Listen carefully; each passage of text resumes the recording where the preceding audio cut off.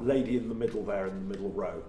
Just the, yes, yeah, name and organisation, please. Hello, Maya Forstater, Executive Director of Sex Matters now, and as you mentioned, someone who got the right result in an Equality Act case. Thank you for the excellent speech and your emphasis on clarity on sex and the law and on safeguarding. We're particularly concerned, we see ourselves as a human rights organisation, and we're particularly concerned closer to home at the things that are not decided by Parliament or decided by the judiciary, that things like the Equal Treatment Bench Book, the EHRC Code of Practice, the DFE guidance, all of which, as you say, have been misinterpreting the Equality Act, and then things like Stonewall and their influence on public bodies.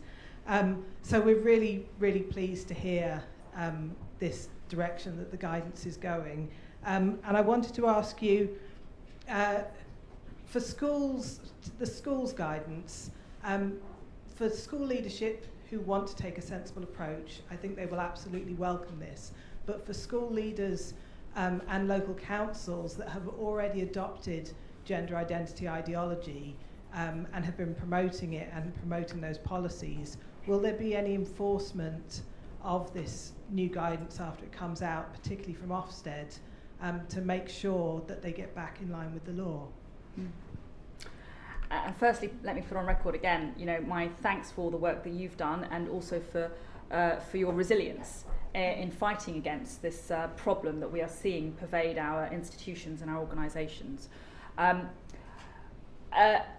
I mean, I agree with you. I mean, ultimately, this is a role for the Department for Education, and they are, as I mentioned, I think, they are in the process of issuing detailed and practical guidance, which will hopefully be a tool for schools and teachers and parents in how to navigate these issues.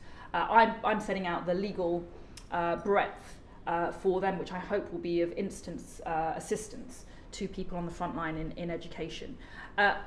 That guidance must be applied. It must be clear. And when we see instances where it's not being applied or followed by schools, then Ofsted must step in.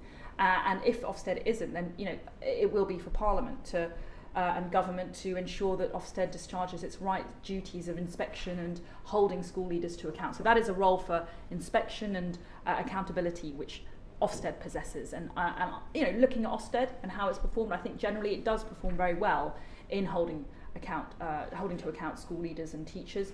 A school is, very, very concerned about its Ofsted rating, and the criteria that Ofsted will apply will always be at the forefront of any school leader's mind. I think when this new guidance comes into force from the DFE, that with Ofsted's role, I hope will be a very welcome step forward. Thank you. We had